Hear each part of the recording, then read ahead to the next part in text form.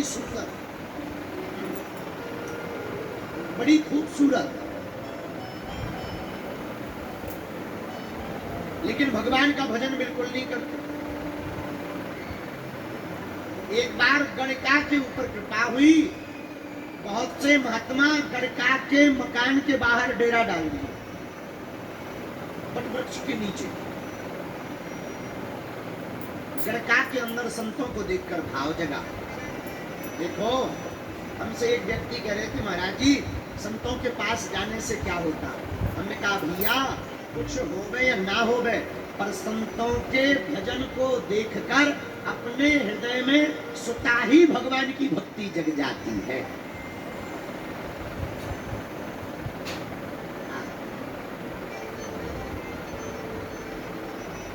उस गणका ने देखा सब महात्मा भगवान का भजन कर रहे हैं, हमने अपना जीवन व्यर्था गंवाया, वासना में लिप्त होकर गंवाया, तन को बेचा, भगवान का नाम नहीं जपा,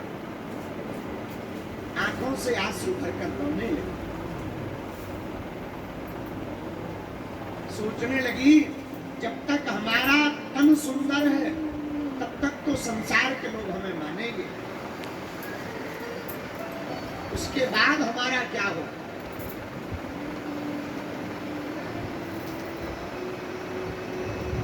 रात गवाई सोए कर, दिवस गवाया खाए।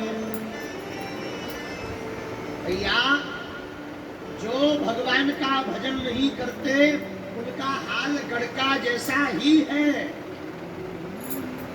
रात तो सोकर गवाई, दिन खा पी कर गवाया। रात गवाई सोए कर, दिवस गवाया खाए। हीरा जन्म अनमोल था, कौड़ी बदले जाए।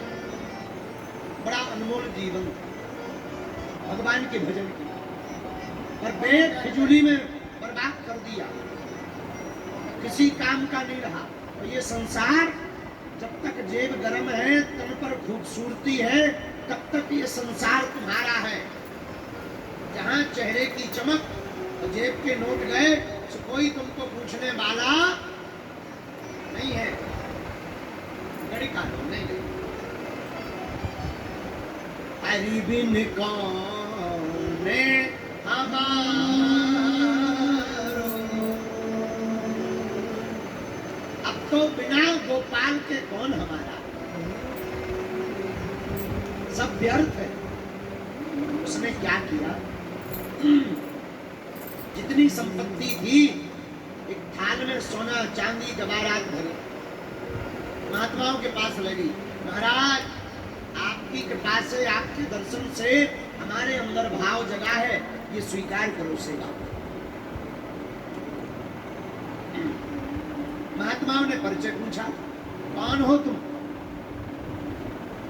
नीचे मूड डालकर, सिर डालकर बोली, महाराज हमारा परिचय मत, मैं बड़ी पापनी हूं, और पापनी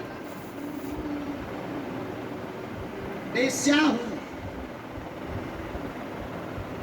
महाराज मैं इतनी पापनी हूं, बाहर से तो मैं ठीक दिखाई पड़ रही हूं, पर महाराज मैं इतनी पापनी हूं कि अगर मैं नरक में भी जाऊं तो नरक के जीव भी मुझसे घृणा करेंगे।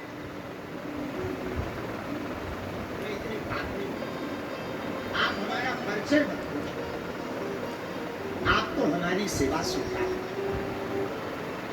महात्मा नाराज हो गए, गणिका का संपत्ति हम नहीं लेते, क्या? हटो यहां से, सुनो, मुंह मत दिखाना। तुम्हें भगवान ने ये तन बेचने के लिए नहीं दिया, भगवान ने ये खूबसूरत तन परमात्मा को रिझाने के लिए दिया। और तुमने 2 कौड़ी के कामी पुरुषों में सब बर्बाद कर, वासना में डूबी रही, कामी पुरुषों का संग किया, अब तुम्हारा कोई नहीं है। गणिका रोने लगी। आंखों में आंसू भरकर बोली, महाराज अगर गंगा नदी ही हमको त्याज्य कर देगी तो हमारा भला कैसे होगा? गुरु ही हमको त्याग देंगे तो शिष्य का कल्याण कैसे होगा? आप तो दयालु हो, आप तो स्वीकार करो।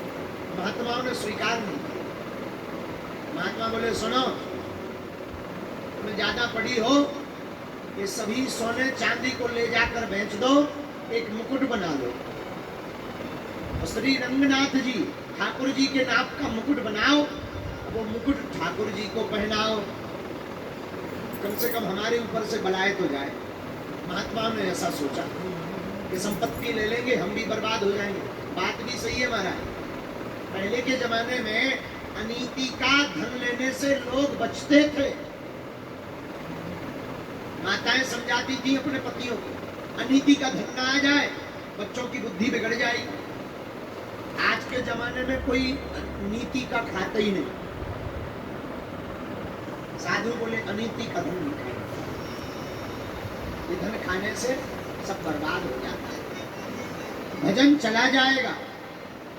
इसलिए एक काम करो गणिका, तुम रंगनाथ जी के लिए, भगवान के लिए मुकुट बनवाओ। अब देखना, संतों को देखकर उस गणका के हृदय में जो भगवान के प्रति भाव जगे, उन भावों ने गणिका को निर्मल कर दिया, शुद्ध कर दिया। उसने एक मुकुट बनवाया, श्री रंगनाथ जी के मंदिर ले जाने के लिए तैयार हुई, रोज रातों भर रोई भगवान पे, मैं पतित हूं, पतित पावन हो तुम, ही हमको त्याग दोगे महात्माओं की भांति तो कौन हमको सहारा देगा, कौन हमको ध्याएगा? हे नाथ, कौन हमारी खबर लेगा? और हाथ जोड़कर वो गणका रोते रोते रातों को व्यतीत करती, आंखों से झरझर आंसू बहाती और गाते हुए कहती, हाय री बेन कौन